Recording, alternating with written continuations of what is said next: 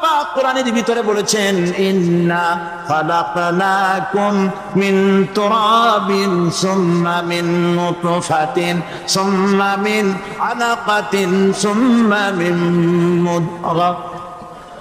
নিষ্প্রাণ মাটি দিয়ে তোমাকে উৎপন্ন করা হয়েছে, নিষ্প্রাণ মাটি উপাদান দিয়ে তোমাকে তৈরি করা হলো।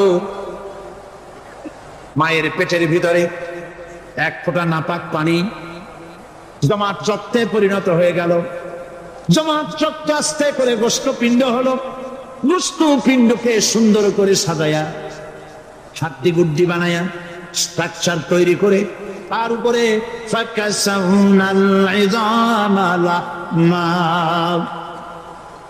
চামড়া দিয়ে গোষ্ঠ দিয়া সাজায়া সুন্দর করে বানালাম।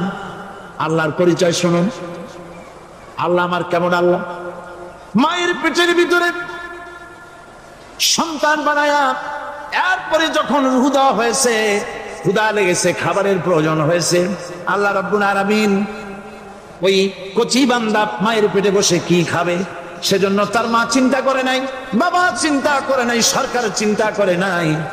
আল্লাহ রাব্বুল আলামিন মায়ের মাসিক অসুখকে বন্ধ করে দিয়ে সন্তানের নাভির সাথে আর মায়ের নাভির সাথে তার লাগায়া, পাইপ লাগায়া মায়ের মাসিক অসুখের রক্তগুলি দিয়ে সন্তানকে বড় বানালেন। মুখ দিয়া এই রক্ত পান করালেন না, মুখটাকে পবিত্র রেখে দিলেন যাতে করে পৃথিবীতে আসার পর ওই মুখ দিয়া আল্লাহ রাব্বুল আলামিনের জিকির করতে পারো। মায়ের ভিতরে পেটের ভিতরে বড় হলো। আল্লাহ রাব্বুল আলামিন বলেন, মাস দিন যখন পুরা হয়ে গেল, সুম্মা নুখরিজুকুম তিফলা, বাচ্চার আকারে পৃথিবীতে নিয়ে আসলাম। এখন খাবা কি? পৃথিবীতে যখন বাচ্চা এলো তখন তার পেটের সাথে যে সংযোগ ছিল মায়ের নাভির সাথে আর সন্তানের নাভির সাথে, সেই সংযোগ তার আর কি থাকলো? কি করো? কেটে দেওয়া হল। খাবারের জন্য একটিমাত্র পাইপ আল্লাহ লাগাইছিলেন, পৃথিবীতে সন্তান আসার সঙ্গে সঙ্গে পাইপটা কেটে দেওয়া হলো। এবার কি খাবে? আল্লাহ রাব্বুল আলামিন মায়ের বুক থেকে সন্তানের জন্য এবার সিঙ্গেল সিগন্যাল, তার জন্য সিঙ্গেল কোন লাইন যেটা ছিল কেটে দিয়া মায়ের বুক থেকে সন্তানের জন্য ডাবল লাইন আল্লাহ চালু করে দিলেন। এমন দুধ বানায় দিলেন যা শুধু খাবার নয়, শুধু ফুড ভ্যালু নয়, এই দুধের ভিতরে ক্যালসিয়াম, এর মধ্যে ভিটামিন, এর মধ্যে আয়রন, এর মধ্যে মেডিসিন। দুনিয়া এই সন্তান ছিল সুরক্ষিত জায়গার ভিতরে ছিল, কোন পলিউশন সেখানে যেতে পারতো না, রোগের জার্ম সেখানে যেতে পারতো না। দুনিয়ায় এলো দূষিত আবহাওয়ার ভিতরে, এই সন্তানকে এখনই অ্যান্টিবায়োটিক খাওয়ালে পরে অসুবিধা হবে। আল্লাহ রাব্বুল আলামিন মায়ের দুধের ভিতরে ঔষধ দিয়া রোগের প্রতিষেধক বানাইয়া দিলেন।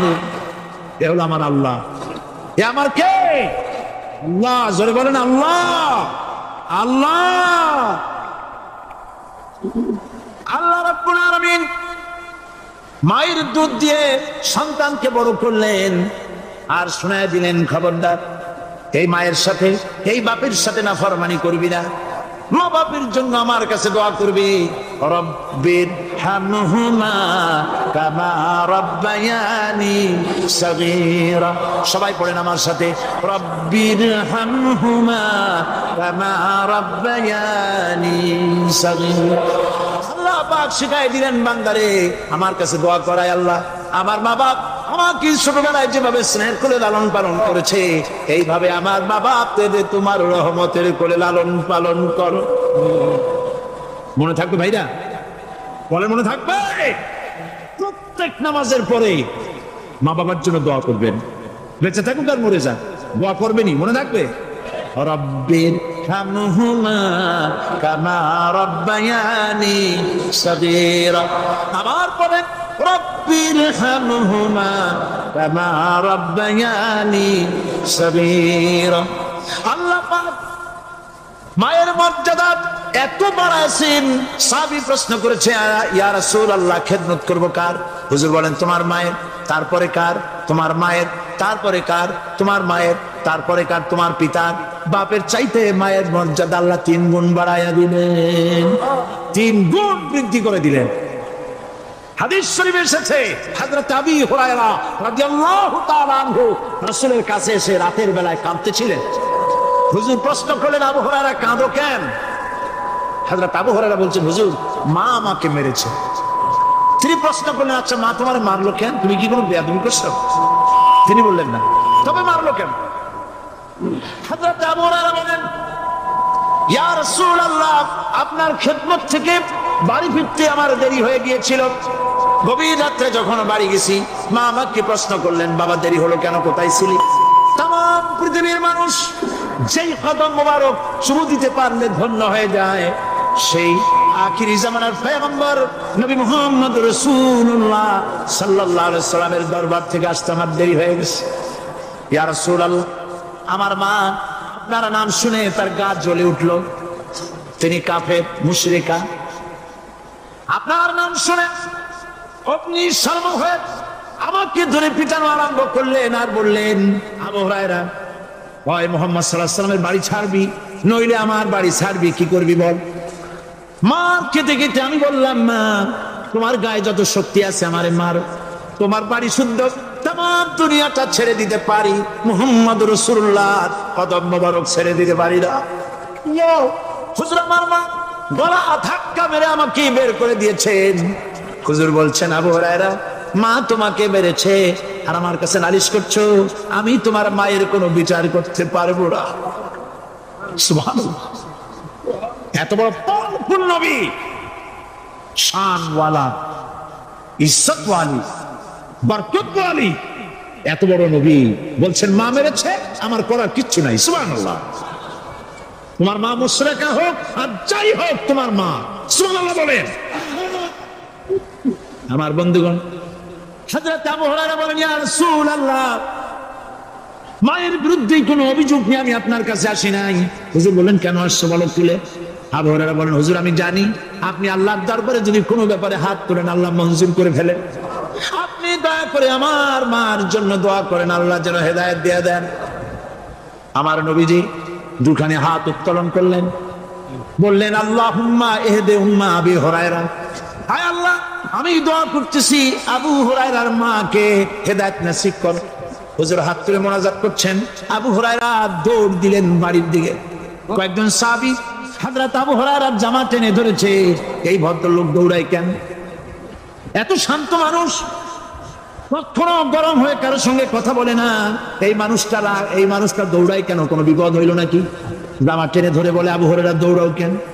হযরত আবু হুরায়রা বলেন, জামাত ছেড়ে দাও, কোনো বিপদ আমার হয় নাই, আমি দৌড়াইয়া বাড়ি দিয়ে দেখতে চাই। আমি দৌড়াইয়া আগে বাড়ি যেতে পারলাম না, আমার নবীর দোয়া আগে আমার বাড়ি চলে গেছে, আমি এটা দেখতে চাই। হযরত আবু হুরায়রা দৌড়াতে দৌড়াতে বাড়ি চলে গেছে। দরজায় নক করলেন, ভেতর থেকে আওয়াজ এলো, কে? তিনি বললেন, আমি আবু হুরায়রা। মা দরজা খুলে দাও, আমি তোমার সন্তান। মা বললেন, বাবা অপেক্ষা করো, দরজা খুলতেছে। হযরত আবু হুরায়রা বলেন, মায়ের গলার আওয়াজের ভেতরে অল্প শোভা পেলাম না, মায়ের গলার আওয়াজের ভেতরে তাওহীদের নরমিয়াত পেলাম। আমার কাছে মনে হলো আমি আবু হুরায়রা বাড়ি আসার আগে নবীজির দোয়া আল্লাহর আরশে পৌঁছে গেছে। আবু হুরায়রা বলছেন, মা আমার কিছুক্ষণ পরে ঘরের থেকে বেরিয়ে এসেছেন, আমি দেখলাম মায়ের শরীর ভিজা, মাথার চুল দিয়া পানি টপকাচ্ছে। মা আমার বললেন, বাবারে তোমাকে মারার পর আমি নিদারুণ অনুশোচনায় পড়েছিলাম, মনে মনে ভাবলাম, আহারে আমার সন্তান আমি কেন মারলাম?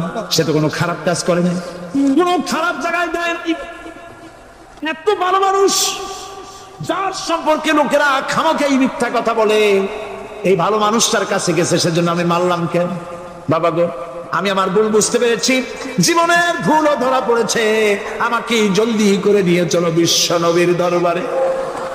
হযরত আবু হুরায়রার মা রাসূলুল্লাহর খেদমতে এসে ঘোষণা করলেন, আশহাদু আল্লা ইলাহা ইল্লাল্লাহু ওয়াহদাহু লা শারীকা লাহু ওয়া আশহাদু আন্না মুহাম্মাদান আবদুহু ওয়া রাসূলুহু।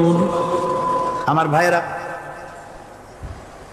আল্লাহ রাব্বুল আলামিন মানুষ সৃষ্টি করে পৃথিবীতে পাঠিয়ে দিলেন, খাবারের ইন্তজাম করলেন। এগুলি সব আল্লাহর পরিচয়। আল্লাহরে চেনার জন্য বড় বড় কিতাব ঘাটা লাগে না, কিসমতে যদি থাকে দুই একটা দৃষ্টান্ত যথেষ্ট হয়ে যায়। সুবহানাল্লাহ, সুবহানাল্লাহ, দুই একটা দৃষ্টান্ত যথেষ্ট।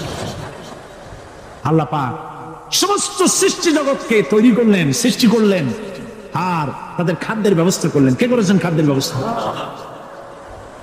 খাদ্য দেন আল্লাহ। কিন্তু অহংকারী যারা, তারা বলে দেশের বাম্পার ফলনের জন্য সমস্ত কৃতিত্ব সরকারের। বলেন আস্তাগফিরুল্লাহ, বলেন নাউজুবিল্লাহ। এদের একজন বলছিল 3 বছর কিছু দিবার পারুন না।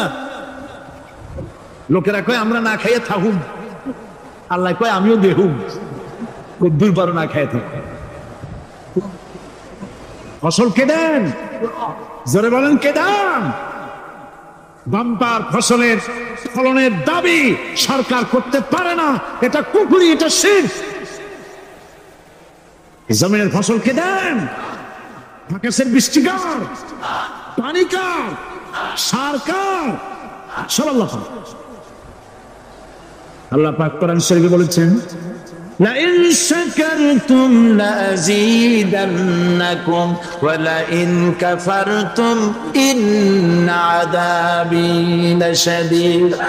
আমার নিয়ামতের শুকর যদি আদায় করো বাড়ায় দেব, আর যদি কৃতজ্ঞ হও শুকরিয়া আদায় না করো মস্ত বড় শাস্তি দেব। ফসল দেই আমি, আর শুকরিয়া আদায় করো তোমার বাজানে। ঠিক কিনা? শুকরিয়া আদায় করে কার? বাজানে। একটা লোকের, একটি মানুষের যেই প্রশংসা এই সরকার করলো, বিগত 4.5 বছর ধরে একটা মানুষের যত জিকির করলো, প্রশংসা করলো, ছবি টানাইলো, যদি এতটা জিকির এতটা স্মরণ আল্লাহ রাব্বুল আলামিনের করত, ওদের জন্য আল্লাহর জান্নাতের দরজা খোলা হয়ে যেত। প্রশংসা করবে কার? চিল্লায় বলুন। আল্লাহ পাকের প্রশংসা করে, খেতে দেওয়ার মালিক তিনি। আল্লাহ পাক বলছেন আল্লাহকে, তার পরিচয় আল্লাহ তুলে ধরেছেন, ওয়ামা মিন দাব্বাতিন ফিল আরদি ইল্লা আলাল্লাহি রিজকুহা। এই পৃথিবীর ভিতরে এমন কোন বিচরণশীল জীব না যার রিস্কের দায়িত্ব আমি আল্লাহ গ্রহণ করি নাই। সুবহানাল্লাহ বলবেন না? রিস্কের দায়িত্ব কার হাতে? আচ্ছা দেখুন তো, পৃথিবীর সমস্ত সরকারের কাছে বিভিন্ন মন্ত্রণালয় আছে না? খাদ্য মন্ত্রণালয় বলে কোন মন্ত্রণালয় আছে কিনা? আছে। খালি কয় খামু আর খাবো। খাদ্য মন্ত্রণালয় আছে, থাকার পরেও মানুষ না খাইয়া মরে। ঠিক কিনা? এবার একটু তাকান তো, জ্ঞানের চক্ষু দিয়া তাকান। ফরেস্ট এরিয়া, বাঘ আছে কিনা? নাই। সিংহ আছে কিনা? গন্ডার আছে কিনা? হাতি আছে কিনা? বিশাল বিশাল প্রাণী আছে কিনা? জঙ্গলে ছোট্ট প্রাণী থেকে, পোকা থেকে শুরু করে গন্ডার পর্যন্ত, টুনটুনি পাখি দিয়ে শুরু করে ঈগল পাখি পর্যন্ত, নদীর ভিতরে ছোট্ট চুনো পুঁটি থেকে শুরু করে তিমি মাছ পর্যন্ত। প্রাণী তত্ত্ববিদরা বলেছেন সমুদ্রের ভিতরে এমন এমন বড় বড় তিমি আছে যে একটা তিমির ওজন 5000 টন পর্যন্ত হয়ে যায়। 5000 টন তিমিটার ওজন। এ যখন বাচ্চা হয় তখন বাচ্চার দৈনিক দুধ লাগে 50 থেকে 60 মণ পর্যন্ত। কে ব্যবস্থা করে? রুহান ফেরেশতা। তো ওর মা যেমন বাচ্চা তো সেরকম, ঠিক কিনা? কে দেয় খাবার? এবার দেখেন তো, আপনার দেশের এই জঙ্গলে কত হাতি আছে। হাতিরা মিছিল করে আসছে যে আল্লাহ আমাদের এখন আর খাইতে খেতে দিতে পারে না, বাংলাদেশের গভর্নমেন্ট কিছু দাও। আসছে না খাইয়া ক্ষুধার জ্বালায় হাতি মরেছে, বাঘ মরেছে, সিংহ মরেছে। এর কোন দৃষ্টান্ত আছে? ক্ষুধার জ্বালায় আকাশের উড়ন্ত পাখিরা ছটফট করে মারা গেছে, দৃষ্টান্ত আছে? নদীর মাছেরা ক্ষুধার জ্বালায় ভেসে উঠেছে, না খাইয়া মরে গেছে। দৃষ্টান্ত আছে। মহান আল্লাহ রাব্বুল আলামিন কোরআন শরীফের ভিতরে বলেছেন, অনেক প্রাণী এমন আছে যারা তাদের খাদ্যকে সঞ্চয় করে না, খাদ্যকে জমা করে না, আহরণ করে না। সকালবেলায় একটা খাবার খেলো, দুপুরে কি খাবে তার জানা নাই। পৃথিবীর মাঝি থেকে 3 মাইল উপরে ওড়ে, তার চোখকে আল্লাহ পাক এত তীক্ষ্ণ বানায় দিয়েছেন। এই চট্টগ্রামের কোথায় মরা গরু আছে 3 মাইল উপর দিয়ে দেখতে পায়? সুবহানাল্লাহ, করতে ইচ্ছে করে না। এই প্রাণীগুলি খাবারগুলি কোনো গভর্নমেন্ট জোগাড় করে রাখে নাই। আল্লাহ পাক বলেন, সবার খাবার আমি দেই। সকালবেলায় সমস্ত প্রাণীগুলি, মহাশূন্যে পাখি, পানির ভিতরে মৎস্যরাজি, জঙ্গলের ভিতরে হিংস্র প্রাণী, পোকামাকড় থেকে শুরু করে সবগুলো খালি পেটে সব বেরিয়ে যায়, কারো কোনো খাবারের মজুদ নাই। সন্ধ্যা হতে না হতে সমস্ত প্রাণীগুলির পেট ভরাই আমি আবার যার যার ঘরে বেরায় দেই। وما من دابة في الأرض إلا على الله رزقها। সমস্ত প্রাণী রিজকের দায়িত্ব আমি আল্লাহর হাতে। কে দেয় রিজেক? জোরে বলুন, কে দেন?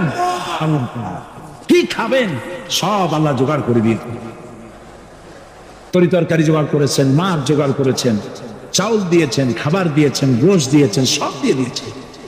আল্লাহ রাব্বুল আলামিন সমস্ত জিনিস দিয়ে মানুষকে আল্লাহ পাক আর জন্য আল্লাহ সব করেছেন। খালাকালাকুম মা ফিল আরদি জামিআ। এই পৃথিবীতে যা তৈরি করেছে সব তোমার জন্য। এ হচ্ছে আমার আল্লাহ, এ হচ্ছে আমার কে? আল্লাহ। সে আল্লাহ পাক বলছেন, আল্লাহর পরিচয়, তিনি স্রষ্টা, তিনি রিজেক দাতা। এবার আইনদাতা কে? আইনদাতা কে? আরো জোরে বলুন। আইনদাতা আল্লাহ হচ্ছে আল্লাহর পরিচয়। ইনিল হুকমু ইল্লা লিল্লাহ আলা লাহুল খালকু ওয়াল আমর। সৃষ্টি যার, আইন চলবে তার। আমার দেশে আল্লাহর আইন চলছে।